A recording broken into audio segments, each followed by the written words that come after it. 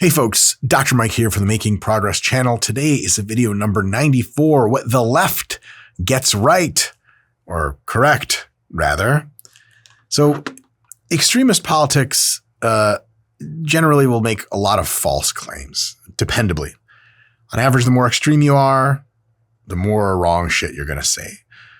And the extreme left is absolutely no exception. They say a lot of stuff that's batshit crazy.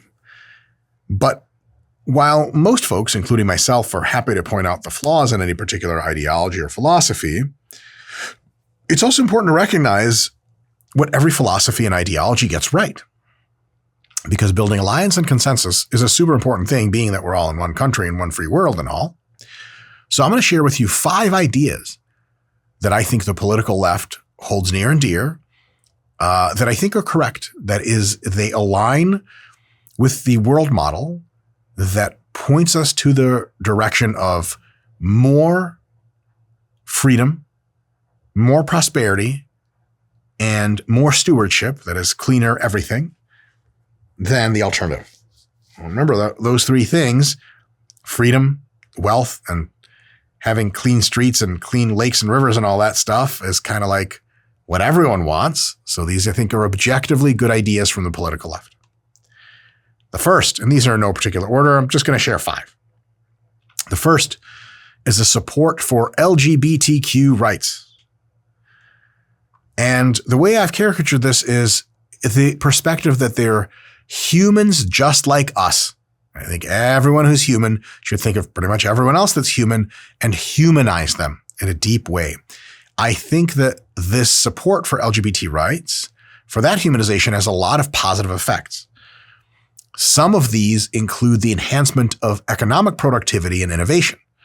Generally, societies that culturally accept all individuals, including LGBTQ individuals, allow them to freely participate openly and fully in the workforce. And that allows them to contribute an unbelievable amount of value without fear of reprisal or discovery of any of that crazy stuff. Sam Altman, from what I understand, is gay.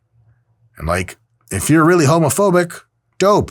But I want to know how many AIs you invented and how many billions of people have you helped around the world? The answer is probably 0. So I want people like Sam Altman on our team, humanity's team, society's team. And just because they choose to put their willies into some shit you don't approve of in their free time, there's no reason to disparage them whatsoever and make them feel less than human. It's a huge deal, huge deal. In addition to that, if you spend a lot of your time hating on LGBTQ people, and if you are LGBTQ in a society in which there's a lot of hatred towards you, then you're ramping up mental health burdens and healthcare costs and everything that's associated with that.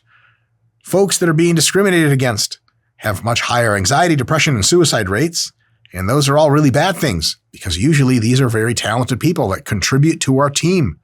And that's a very good thing that they're contributing. And so if we make them feel really bad, they contribute less and they cost more, which is objectively bad. And remember, countries in which they don't get along well with LGBTQ people, like Iran and Afghanistan, generally tend to suck and be unproductive, vile places to live. Persians and Afghanis, you guys are great. Your governments, you understand. Not as great. If you want the best people for the job, you cannot discriminate. You can only discriminate on how good are you at the job. So if you want the best people for the job in any industry, you had better not be asking questions about their sexual status and sexual preferences, or if you do, that better not have any kind of effect on their employment because you just want the best. Again, if I'm a business owner, and all business owners across America, I could care less what you do in your free time with your downstairs parts. Are you producing value? If you are the straightest man in the world, you're no good to me on a job, I couldn't care less. Go be straight somewhere else. If you are gayer than shit, you are welcome to be coming and working for my company because you are a baller and a pimp and you produce value, period. So it is insanely irrational to be discriminating against people for pretty much everything. Sure as shit, their sexual orientation. Here's another thing. If you accept people as they are, so long as they're not hurting others, and remember, people of every sexual orientation are not hurting others. It's not what they do. They're doing consensual acts. That's kind of the idea. If you're willing to accept people as they are, This builds an insane amount of social cohesion and trust. Do you know who actively spends lots of money and lots of time trying to get, what are they called?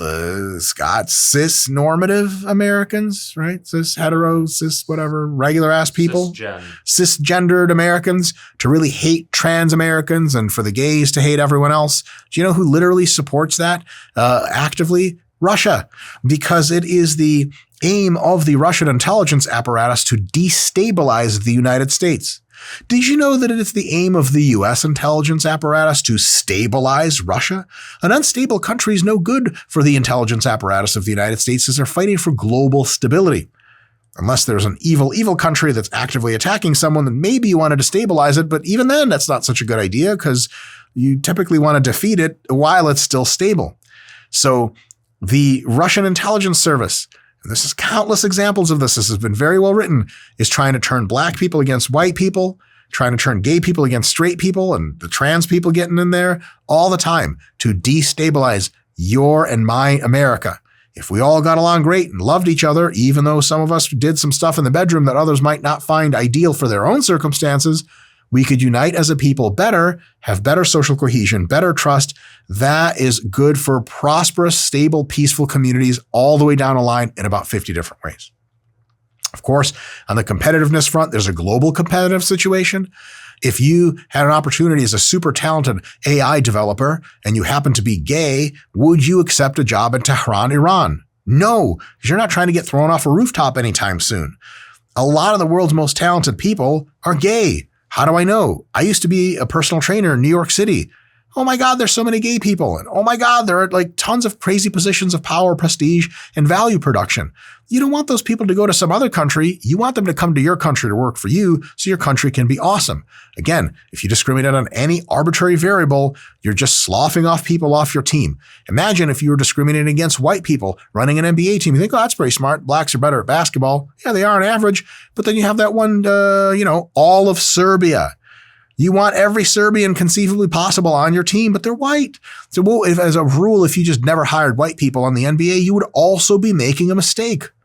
Discrimination on things that have nothing to do with the job is really, really stupid. So on that note, I have a helpful tip for people on the political left to really step best foot forward on the situation and avoid some landmines. One thing, this is a big deal. I would highly recommend to people on the left to drop the blurring of genders and sports stuff. This arguably, through the demographic data that I've seen, had a pretty major role in losing you guys the last presidential election in the United States. It's okay to recognize that biological sexes are real while also extending open arms to trans individuals. We don't have to pretend that sexes don't exist or genders don't exist. We could just love everyone, and that's okay too. Here's another thing on this related note before I get back to sports. Trans women are not women. Trans women, and I know this is crazy to say, are trans women. And the political left likes to say this thing where if you don't recognize someone's full stack identity, you're erasing their identity. So if I'm interacting with a black woman who's on the political left, and I say, well, you're not a black woman to me, you're just a woman, she would say, dude, that's kind of fucked up. You know, my ancestors suffered and all this stuff, and I still face some low-key discrimination here and there. People don't look at me the same way as they look at you. I'm a black woman. Intersectional identity is real. I'm like, all right, dope. And then a trans woman comes up to me and I go, you're, Scott, help me out, not just a woman to me, you're a trans woman. And all of a sudden you're Hitler. How the hell does that work? It just does not line up. So if we're serious about recognizing the full stack of a person's identity and development, trans women are trans women. The reason that's contentious is because when a lot of assholes find out you're a trans woman, they get all catty and fucking weird because Scott and I think just most of those guys are just gay and can't, figure that one out on their own. Like, you really got a problem with trans people. I got news for you. Means you're gay. Ice-T meme right there. But all jokes aside, it's important to recognize full human diversity and accept everyone.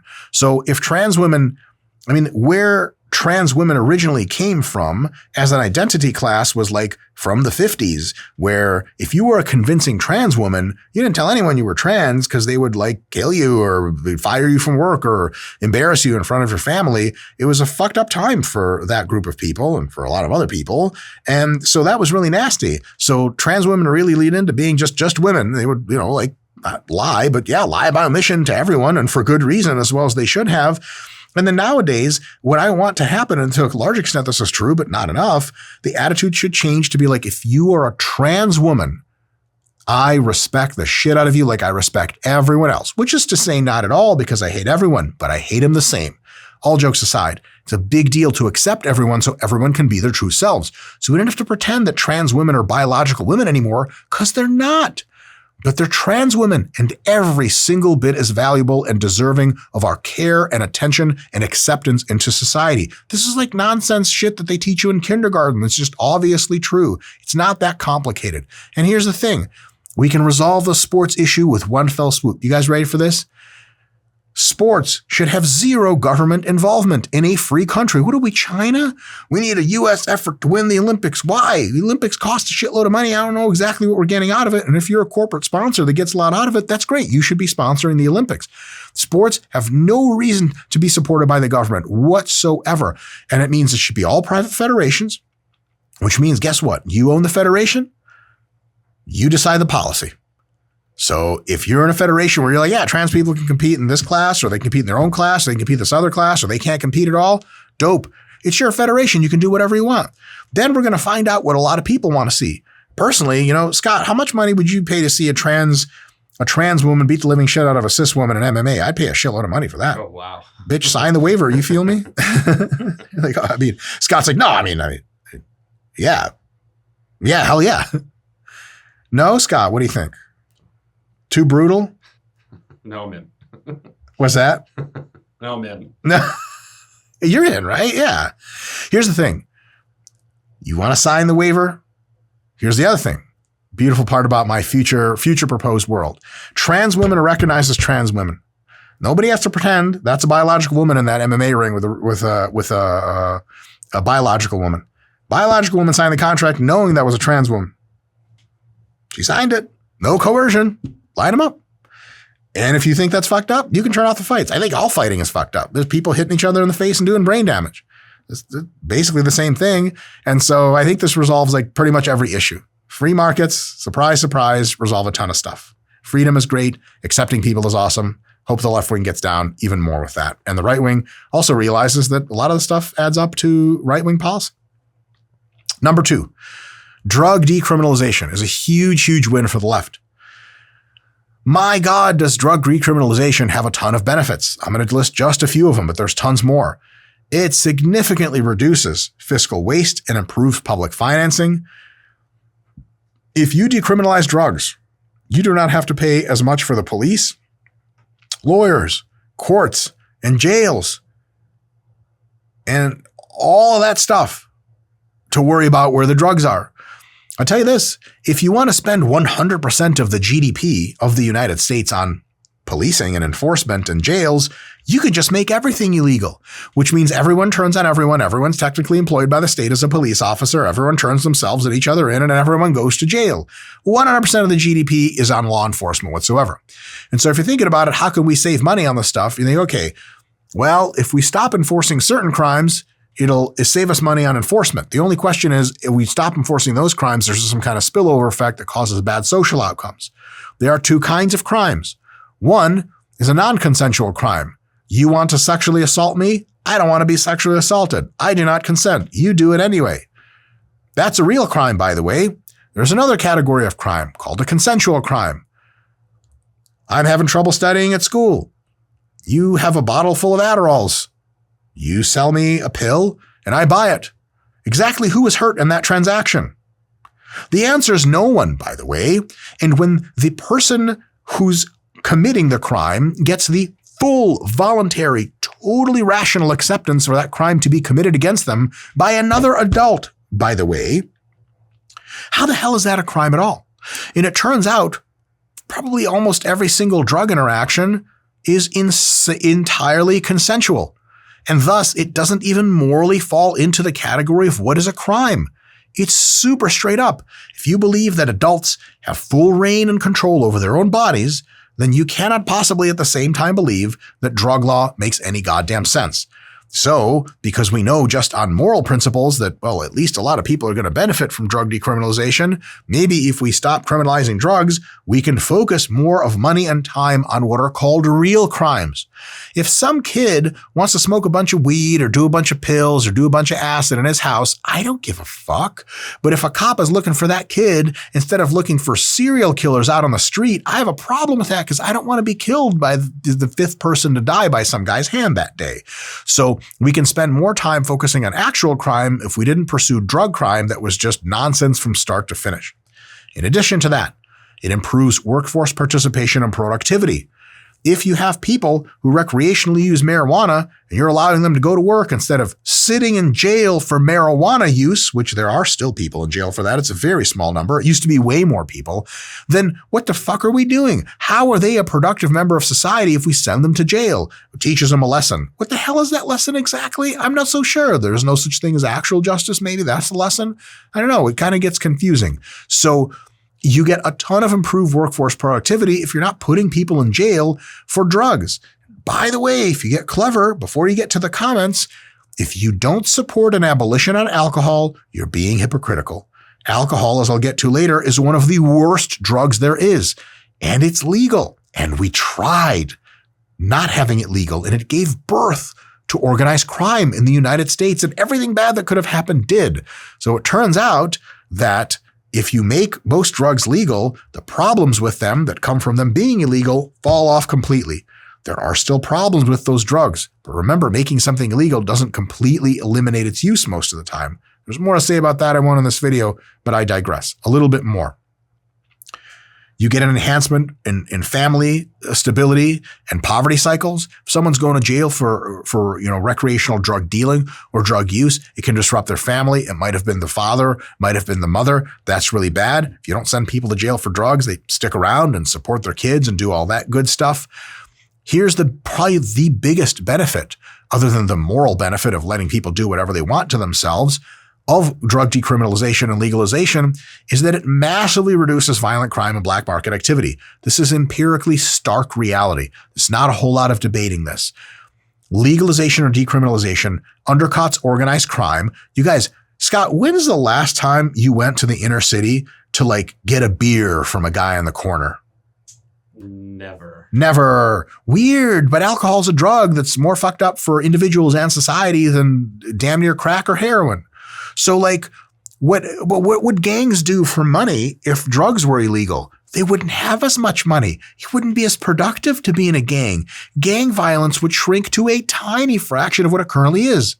If you legalized every single drug in the world, then overnight, damn near, Colombia's crime rate would fall to very low levels of what it is now. Why?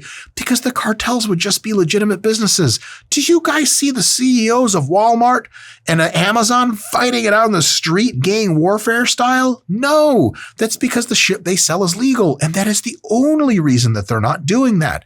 If you decriminalize drugs, all of a sudden, neighborhood decay, gang activity, violence reduction, all of that skyrockets into the positive, makes cities more economically vibrant and safer and everything down the line. Also, if you really want to help people with drug addictions, throwing them into jail is not super helpful. I'm not coming at this from a leftist NIMBY-PIMBY perspective, no offense leftists that are like, oh my God, the poor criminals.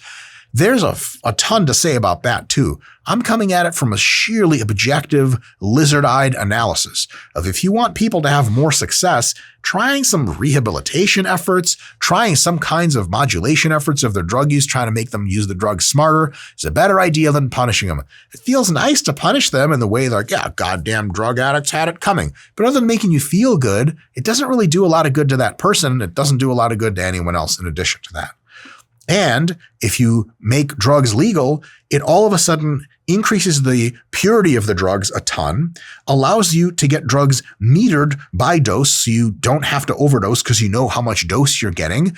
And it allows the drugs to be incredibly way safer and accessible through normal means so that people know where you're getting the drugs and can meet you there and be like, are you sure you want to buy that much heroin today?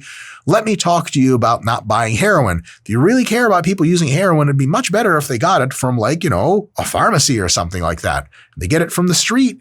All that street stuff comes along for the ride, and that's really not a good thing.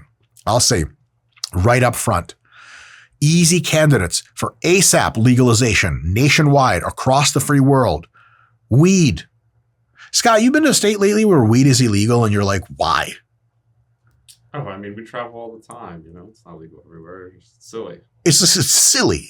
Like, what exactly are we protecting people from? You go to Colorado and you expect like the airport to have fires in it and shit like that because they were the first to legalize marijuana. Nothing of the sort.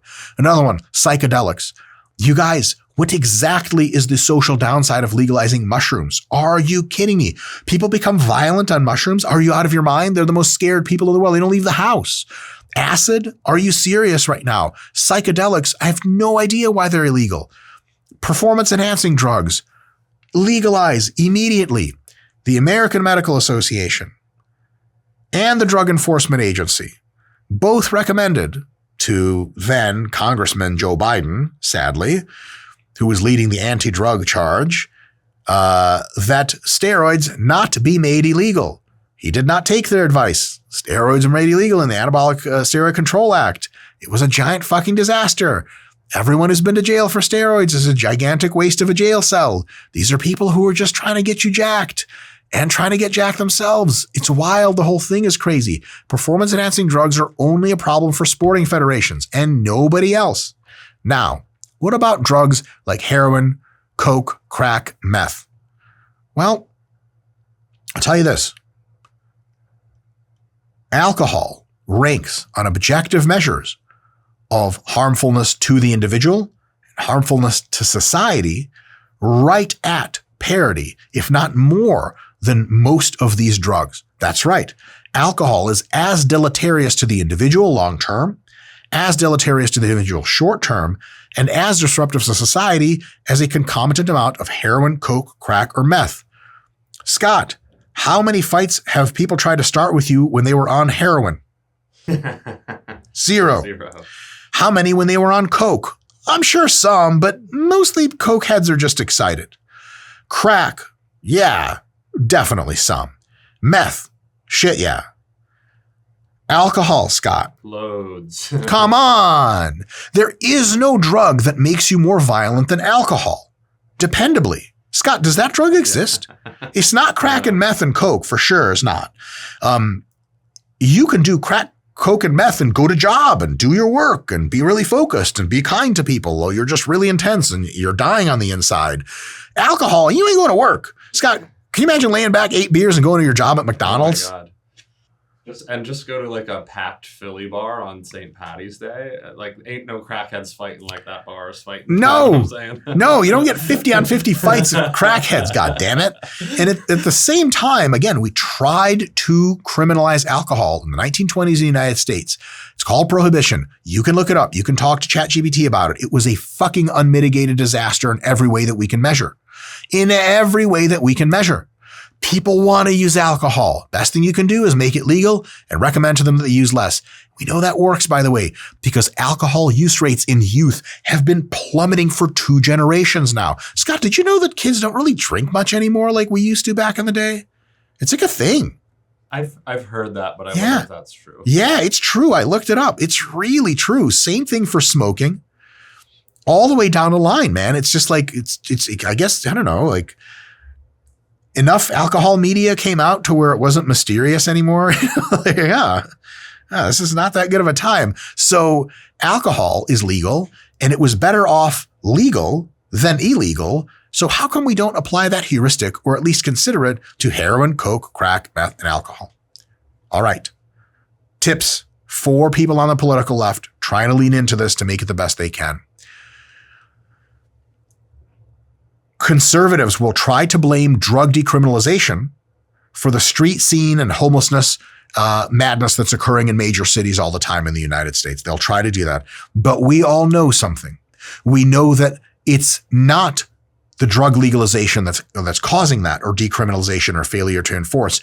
It is the lack or total absence of enforcing laws against vagrancy, littering, and loitering. That's the literal reason people are out there. There are laws against shitting in the street and depositing open needles in the street. They're almost never enforced in places like that.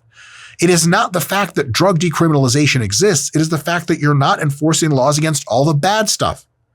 If you have a car that produces a certain amount of pollution, do you say, hey, look, past this level of pollution you can't produce? Or do you say you can't have a car? Cars are illegal because they make pollution. Drugs are currently illegal because, quote unquote, they cause all these issues with vagrancy.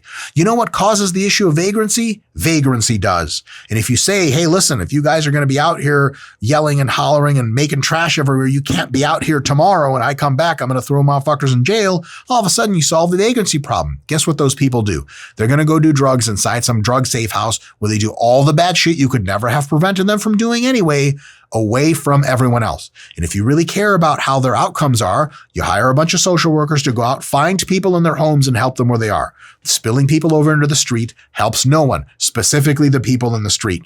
So if you on the political left want drug legalization to keep going, you had better clean up the homelessness situation and the drug vagrancy situation by enforcing those laws. Are they fun laws to enforce? No, those are human beings, but they need to be in safe, warm places. Places you should be building for them, but you're not because of crazy housing laws in LA. I digress. If leftist-controlled cities actually provided deep care for homeless people and made it illegal to live in and shit on the street, by the way, and do drugs literally on the street and discard needles there would be zero reason to blame drug decriminalization. Vagrancy is the problem. You can just fight the problem.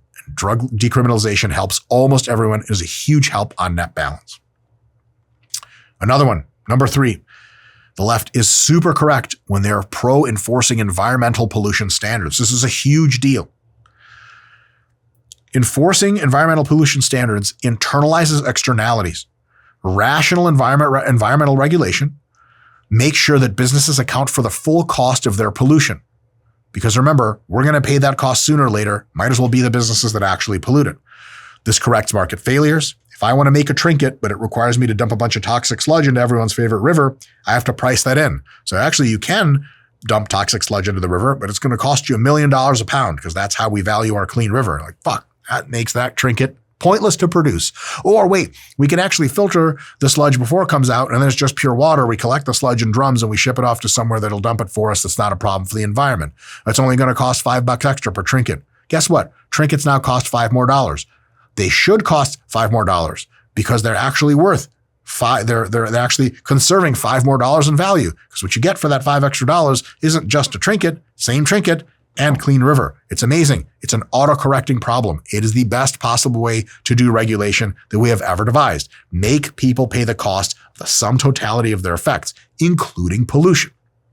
Of course, this reduction of pollution massively supports long-term economic stability and growth. Cleaner environments reduce healthcare burdens. If you don't know what I'm talking about, take yourself a vacation to India. You sure shit will summarily afterwards. Respiratory disease, cancer rates, chronic conditions are massively, massively expensive and terrible for people. And environmentalist policies that are rational and sane and reduce toxin pollution help reduce those by a huge amount. And selfishly for the economy, that extends the worker life and productive life of the worker, which is good for the economy, which is awesome. More on that. If you have a clean environment, it attracts innovative firms and high quality talent. Scott, I'm going to offer you a job. It pays the same. You get to either live in Vancouver or Mumbai. Where are you going? I mean, geez, I'm never leaving North America. I'm never leaving North America. Ooh, what if it's in Stockholm? Too cold. Too cold. Come on, Sweden. Scott, what if there was like you almost had me. A place that had Spain's climate, but only Nordic girls? Yeah, move Stockholm to Spain, and then we were talking. When we're talking, that's when you clock out of RP in the progress channel. You're like, hey, I gotta go, man. If you want to move with me, that's cool. So these are huge benefits. Huge benefits. And by the way, if you're concerned with your property value, you're going to be pro-environment because your property value is going to go to hell if the environment around it sucks. And also, I mean, what kind of world do you want to live in as an objective person? A clean and awesome world where we pay a small price to make sure that continues to be the case, or a dirty, fucked up, really bad episode of Captain Planet kind of world? It's pretty straightforward. Helpful tips for people on the political left to get these legislations through and to make a big tent for everyone to be supportive of them. Don't torpedo industry when trying to regulate the environment. The only reason we can afford to regulate the environment, to regulate environmental damages, is because we have wealth that industry produces. If you don't have any wealth, you give a flying fuck about the environment. Why don't people in India care about the environment much? Because they're struggling to make ends meet. You're not going to talk anyone into the environment, anything, if they're struggling to make ends meet. The number one reason why native peoples of most lands never really damaged their environments much is because they did not have the economic power to do so, not because they cared about it. They didn't care about anything other than like winning wars and reproductive success and getting enough food in their mouths. That is not to disparage the native peoples. All of us are the native peoples at some point, and all of us cared about only one thing: survival. So you want industry to be super powered to do two things at least. One, produce all these really good things that you want, like everything you see around you. And two, have enough wealth that we can also pay to have a cleaner environment. There's this whole well-articulated literature about how when you first start out as an industrial nation, you pollute more and more. Then you afford enough industry backbone, enough money, enough capital accumulation that you can afford to pollute less. And then you pollute less, but your industry is still skyrocketing. Clean industry is the way to go. It's not industry versus the environment. It's industry makes us wealthy enough to care meaningfully for the environment. And to that end, it's all about basic, stable, predictable regulations that allow businesses maximum freedom while they still pay the cost for their potential pollution, so long as they keep their pollution to certain levels. Writing environmental regulation is not that difficult. The reason it's a crazy process because people have a lot of feelings and oftentimes not as many facts. Number 4, second to last. I think where the left gets a huge feather in its cap is its support for immigration, specifically legal immigration. I'll get to illegal in a little bit. Immigration is one of those things that if you look at the economic and social literature, it looks like the biggest unlock ever to value creation, short of like what AI is going to do in 10 years. And by the way, from a technical perspective, AI is the immigration of hyper-intelligent agents into our economy. But you know where else you can get hyper-intelligent agents? China, India, Taiwan, Japan, Sweden, Nigeria. I could go on. It's all the countries of the world. We want the best, most talented people where?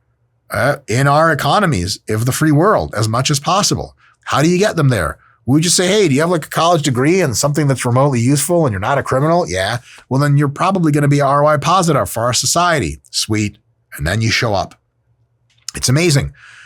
Every single time it is studied, it is shown overwhelmingly that immigration disproportionately helps business startup. Immigrants disproportionately start up businesses. They innovate disproportionately more than regional populations. They significantly boost economic output, exactly as economics would predict. And they boost employment. Net employment goes up when you get waves of immigration a few years later. It does not go down. Having more people on your team is better, not worse. And if you think an immigrant is going to take your job, I'm going to say something rude I don't really mean, but it makes a point. I want the immigrant to take your job because you're clearly not fucking good enough at it. Because that immigrant's going to do a better job than you are, and then I'm going to get better goods and services. And you're not going to have to do that job anymore, thank God, because there's 10 trillion other jobs you don't even have names for that you're going to be doing. Every single time immigrants come into a country, the country gets wealthier, and then everything gets better, and the number of jobs still mysteriously is never enough to get to full employment. Legitimately, that's the thing. So, immigrants are a big deal. You want as many productive, non-criminal humans as possible in your society. Scott, you ever worry why people in America worry about like China has like 1 billion people and that's a big disadvantage, but we like consistently reject immigrants? Like, we could just have more people, God damn it. Half of China would move over here if we let them. It would be fucking amazing. They don't want to live over there. Over there sucks. Here's the thing. Immigrants also fill in the gaps for labor shortages. Who would do landscaping work in California if Mexicans didn't immigrate to the United States? Quick question. The answer is no one. It just wouldn't get done. Scott, how does landscaping work in Michigan? It just doesn't. I don't know. Like we got like illegal Ukrainians to do it or some shit. Yeah. Otherwise, Some white dude shows up and he's like, yeah, like we could do this for $100,000, but we can't show up until 8 months from now. Yeah. What the fuck? I got money. Why can't I pay it to get shit done?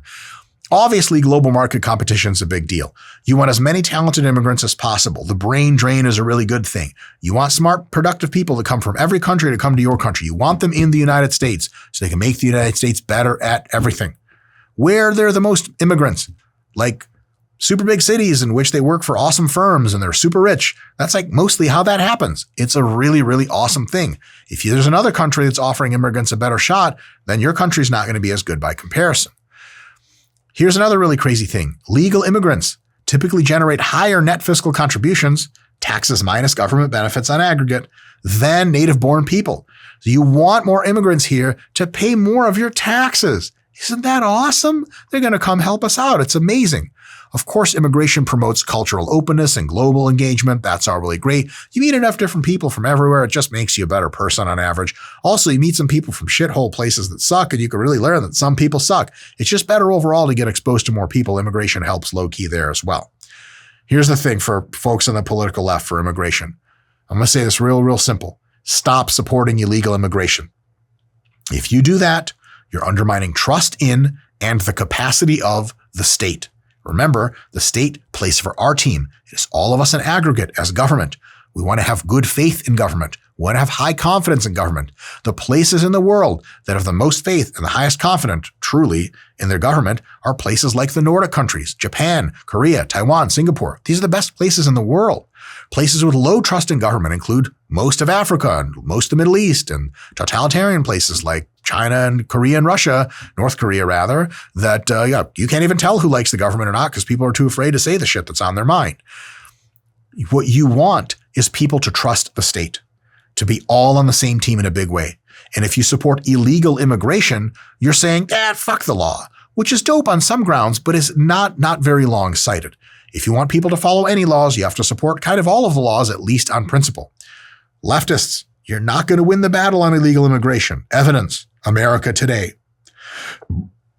It's a good idea to lobby to enhance legal immigration. Huge deal. And it should come with a support of curtailing illegal immigration. First of all, for the rule of law reason. And second, for obvious national security stuff. A nation has to be able to control its own borders. But control in the sense of know that terrorists are not getting in. And that's kind of about it. And then if you are not a criminal, and you are potentially a productive human being, there's a high probability that we want you in our country. If you show up to our country, and within the first, call it 5 or 10 years, you commit a felony, you just go right the fuck back. 20 years till you return again or never to return again on your documentation. That's it. That's it. It's not that complicated. We would have all these massive benefits and all these teeny little costs that add up to almost not shit. So immigration is a humongous, enormous win, and it's just kind of super obvious. But that doesn't mean illegal immigration, which is inherently bad for about 50 trillion different reasons. Next, lastly, is a big deal. Currently, the left is doing this well. I'm really happy about this. The right used to do this really well. Recently, they're not. Supporting alliances with other free countries, for example, NATO, free Asia alliances, so on and so forth. This does a lot of really good things. It promotes stable global trade and economic growth. If everyone can trust each other because they're not at war anymore because they're allies, you can just take tariffs down to zero. You can allow shipping and no crazy fees at ports, no weird regulations, and all of a sudden it's a giant global economy. I don't know what the fuck I'm ordering on Amazon comes from Europe or Asia or Africa, and I frankly don't care. I want the best stuff here at the lowest price, and so do you. And if we have a huge free alliance, then we just have better prices for more goods and services, and everyone wins at the same time. Investments can be made across national boundaries, all really good things. You can also save a lot of money on defense if you beef up. If America has to police the world all by itself, that kind of sucks. If it's America plus Europe plus free Asia, they all get to pool their resources, everyone does some stuff, then it's a really good thing because none of us have to spend as much money on defense because we don't have to just have our own backs. Everyone has their back to some extent and everyone else's back, and you can move resources if someone gets attacked. For example, if tomorrow Russia is to attack Poland, they get the full spear of the NATO alliance. Russia collapses in 2 weeks. You can't beat the NATO alliance. It's indestructible in its current form by any nation on earth. But like, if it was just Poland, yeah, Russia could take over Poland. And that would really suck. We do a lot of business with Poland. They're great people in Poland. We would lose all that. It would be bullshit. And it turns out that yes, America quote unquote overpays for the NATO alliance. But also, like, last I checked, we don't have air bases from the German military in the United States, but we have like Ramstein Air Force Base in Germany. We have Aviano in Italy. Like, we get to forward project our power and have air bases all over Europe. Like, pretty cool. Maybe if we pay a little more, that makes sense. If Germany wanted to pay us money to have German air bases here, I don't know if I would be against that. That all aside, price equity discussions are a totally separate matter. That's a technicality. The allyship is a really, really, really, really, really big deal. All that stuff is good. Global innovation and technological advancement you want in the free countries, they're on our team, especially against authoritarian threats. If the free world is divided, authoritarian regimes get a lot of power. They get going. They can swallow up people and degrade the quality of life. But if authoritarian regimes have to deal with the fact that there's a free global alliance, that's bad news. Right very now, we have every reason to believe that Xi Jinping from China is planning to take over Taiwan and disrupt a country that is an embarrassment to the existence of China in its current state. It's just Taiwanese people are the same people as Chinese, like the literal same exact people, genetically and everything, historically and everything. And they outproduce the Chinese 3-1. So Taiwan per capita is 3 times more productive than China and free. And they're the only Asian country with full gay rights and all that stuff. They're just clowning on China. Everything China's good at, Taiwan is better at by a huge margin. China wants to swallow up Taiwan because of national unity or some dumb shit communists tell you when they have nothing better to give you and no standard of life increases like Taiwan has had. So are we going to stop? Are we going to allow Taiwan to get swallowed up? Well, if we don't have a free alliance, yeah, hell yeah, man. China can take Taiwan. It's going to cost them 1 million troops or something, but they'll do it. If Japan and South Korea and Australia and the Philippines and the United States and Europe come together and go, either China doesn't do it, if they're smart, and by they I mean Xi Jinping, who's the only person in that country making decisions at this point, or Xi Jinping gets himself into a war he loses massively and totalitarian dictatorship takes a huge step back like it did after World War II. So if we like Hitler-like people coming up, we don't have to have an alliance of the free. But if we like freedom and we want freedom to continue and prosperity to continue and good things to continue, it's a good idea to ally with people and to make sure we can cooperate on large global projects like making the world a cleaner place, making the world a safer place, and all of that really, really good stuff.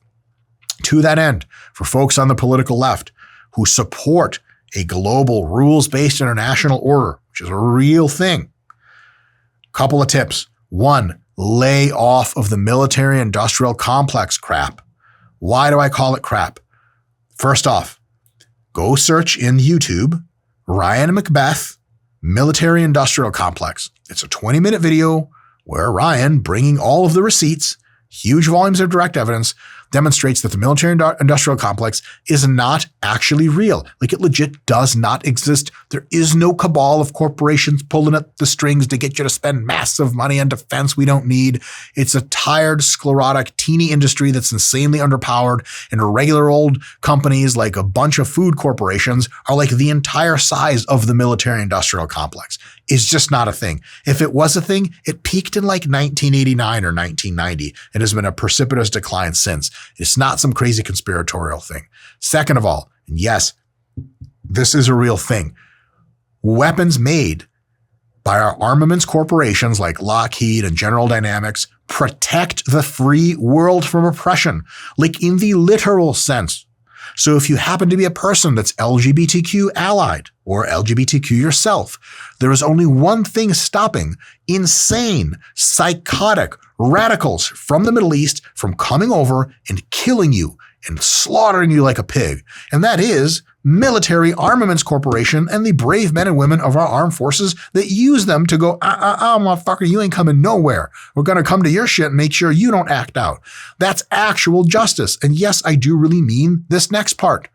Military hardware corporations and software corporations like Palantir, for example, have done more for actual social justice around the world than every protester ever. real social justice, actually liberating people, actually protecting free people of the world. If the bad guys of the world were in charge, the world would look a lot different in a not cool way. So whether you admit it or not, or you like it or not, thank God for military industrial corporations that make the weapons that give bad guys an idea that maybe you don't want to come over here and fuck shit up. It's a really, really awesome thing. Allyship is a really good thing. It's an awesome thing to promote. All right, that was kind of nice, huh? Like cool to build some good vibes, those snarky vibes, the good vibes, and get some consensus instead of constant negativity. The political left has an enormous amount of value to bring to the equation. In order to progress forward in this country and in the world, we're going to take a lot of good ideas from the political left. We're going to take a bunch of good ideas from the political right. We're going to combine them to get the best of all worlds, because that's kind of how critical thinking works. And if it's tough to see exactly how the left could have good ideas or the right to have good ideas, because it gets a little cloudy, gets a little murky, gets ideological, you could do some mindfulness meditation to figure your way out of that trap. And you're going to do it by going to the link in the description and downloading the Waking Up app. It's by Sam Harris, who's on the political left. Scott, is that still true? Sort of. It's just a guy who's trying to be reasonable, folks. Just like me. I'm a regular person, like you people. Oh my God, I did not mean to say you people. Anyway, peace, you people. See you next time.